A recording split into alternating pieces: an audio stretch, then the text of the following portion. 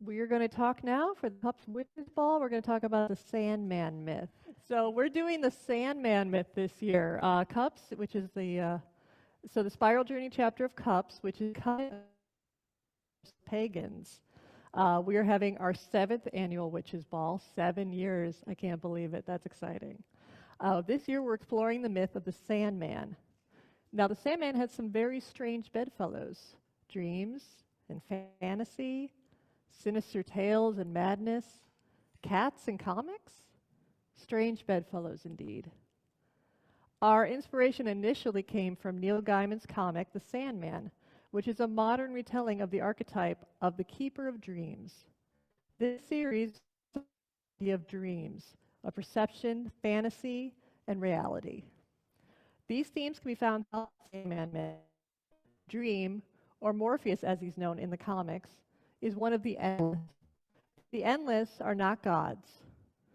They are personifications or aspects of human life, and therefore they don't require worship or devotion. They just are.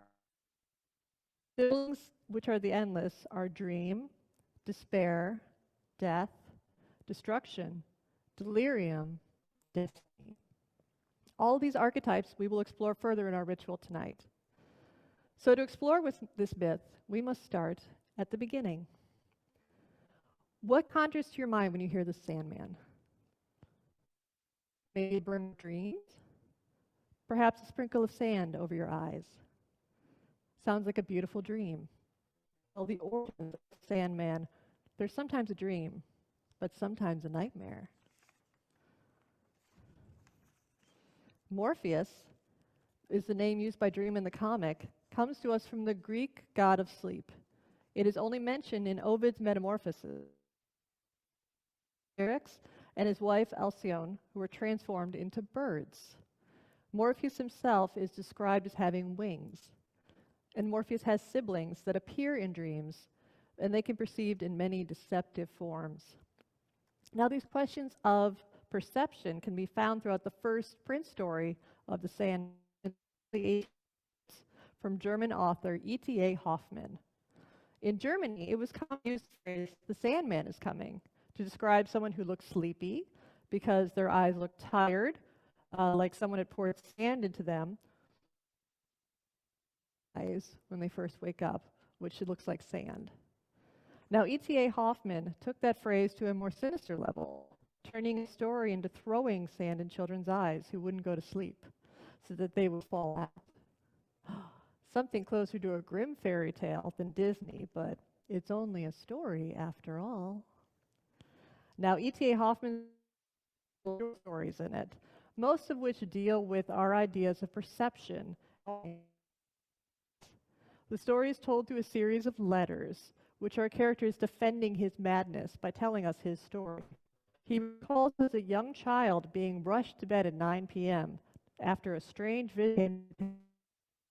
He was always told to stay in bed and not come out, or the Sandman will irritate his eyes with sand so he can keep them for himself. Not a pleasant way to dream. But the boy was sure it was only a fairy tale meant to keep him in bed. So one night, he snuck into his father's room and fireplace, the eyeless souls of the many unfortunate screaming. But did he really see it? He wasn't sure. Now, when he grew up, he doubted his senses until an eyeglass maker came to town who looked a lot like his father's strange visitor. He resisted purchasing the glasses at first, but was persuaded that his childhood visions could not possibly be real. So he relented and he bought a pair of spectacles. Now, once they were on, he became obsessed with a strange woman who never moved or left her dwelling. Now, one night, the woman's father decided to take her out for courtship. What our narrator could not see in the spectacles was that this woman was actually a reanimated automaton, a creation of the eyeglass maker, and was no woman at all. Once the glasses were removed, the spell was broken, and our author flew into a rage and tried to murder the woman who convinced him that his childhood visitor was not real, driving him into madness. The Sandman was not a creator of dreams in this version, but a distorter of reality. Now, several of the stories in this anthology play with the idea of perception. Another shows a man obsessed with a haunted house and a woman he thinks he sees in a mirror.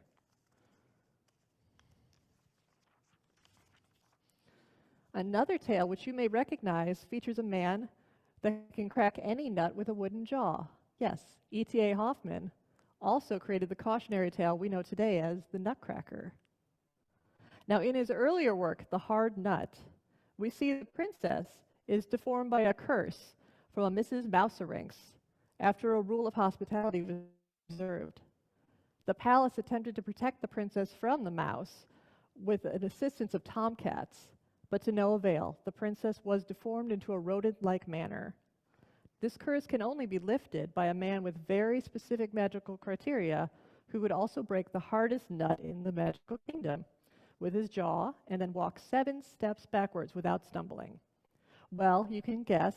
The man was found, the nut was found, and the man put a wooden plank in his jaw to make sure he could break that nut. After he did so, the curse was lifted, and he began to walk back 7 steps when the mouse tripped his feet and cursed him to be a wooden nutcracker. I bet you didn't know that was the origins of the Nutcracker. It's a wonder how these magical stories of dreams and fantasy came to us after such a dark past. Well, there is another famous Sandman story around the same time with a much sweeter tone. Famous fairy tale writer Hans Christian Andersen, famously the writer of The Little Mermaid, wrote a story called Old Loki, which translates in Danish to closed eye. In this story, we see 7 days of dreams our Sandman gives to a little boy. Old Loki is said to tiptoe upstairs in socks and a silk coat that changes colors, lulling children to sleep by sprinkling sweet milk in their eyes and telling stories. Under each arm, he carries an umbrella, and that's, if you're wondering, that's why we have umbrellas back there. One has pictures on it, and that one he opens up over good children. Then they dream the most beautiful dreams all night long. Now, the other is just a plain umbrella with nothing at all, and that one he opens over naughty children, and they sleep restlessly, and when they wake up in the morning, they've had no dreams at all. The dreams we see during the week include a slate with letters on it that are yelling at him for getting his sums wrong. Another day, he finds a lake outside in a magical boat to take him on a journey. And on another day, he attends a wedding of a mouse that lives under his floorboards. At the end of the week, Old Loki introduces him to his brother, who he will not meet again for a very long time. His brother is also named Old Loki, but he only comes once to everyone. When he comes, he takes people for a ride on his horse and tells them stories, but he only knows 2 stories. One is more beautiful than anyone on earth can imagine, and the other is a horrible beyond description. He's also called Death. Now, each is given a report card. All of those who are marked very good or excellent, he puts on the horse in front of him and tells them a lovely story. But those who are marked below average or bad have to ride behind him and are told a frightful tale. And the child is reminded at the end to make sure to keep a good report card. The Sandman concept has appeared throughout modern culture, from movies, stories, songs, and comics. Neil Gaiman's modern retelling has expanded in popularity after its recent Netflix adaptation. Gaiman's King of Dreams, or Morpheus, is not seen as good or bad. He's simply with his other siblings. Neil Gaiman's comic version was first introduced in 1989. The beginning of the series, Dream, is captured through an occult ritual in 1916 by a group intending to capture Death, supernatural powers for themselves. Instead, they get Dream, and not knowing what to do, they keep him in captivity for generations, plunging the world of dreams into chaos. Several people succumb to a sleep sickness and end up visiting Dream's sibling, Death. During the time his realm deteriorates, and nightmares are free to roam the earth, causing chaos. Much of the series follows his journey to reclaim the sources of his power, which are his helm, his pouch of sand, and a ruby, and he uses this to rebuild his realm. During the series, several standalone stories are also visited. Now, the one that inspired us is Dream of a Thousand Cats. hence my cats. In it, a wise cat travels from town to town, gathering the neighborhood cats together, and tells them of a dream and her encounter with Morpheus. The cat went on a perilous journey into the dream realm after the death of her kittens at the hands of her owners. She travels to beg for answers. Morpheus presents her with a parallel universe in which cats are the dominant species over humans. And until the humans fought back by dreaming and recreating the reality, turning themselves into the masters over the cat that mankind sees itself as today. Upon finishing the story, the cat urges all the other cats to perform the same enlightenment so they may reclaim their status as the rulers of the earth. And during the story, she inspires a young kitten to believe in the story. It was this power of reclaiming your dreams that intrigued us. Our ritual this evening draws on the themes of perception presented in the earlier stories and the power to make them reality as seen in the story of the cats. Tonight, you will follow our fellow night traveler, who will walk with you on his journey as you visit the endless, which are dream, despair, desire, death, destruction, delirium, and destiny. Our storyteller will guide you through all of this with our fellow night traveler on this journey. For our storyteller has already taken the journey herself.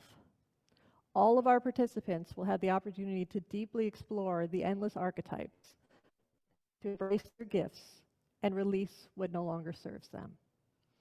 It is our hope that you walk away from tonight empowered to take control of your narrative and to live your dreams. And with that, may we all have pleasant dreams. Thank you.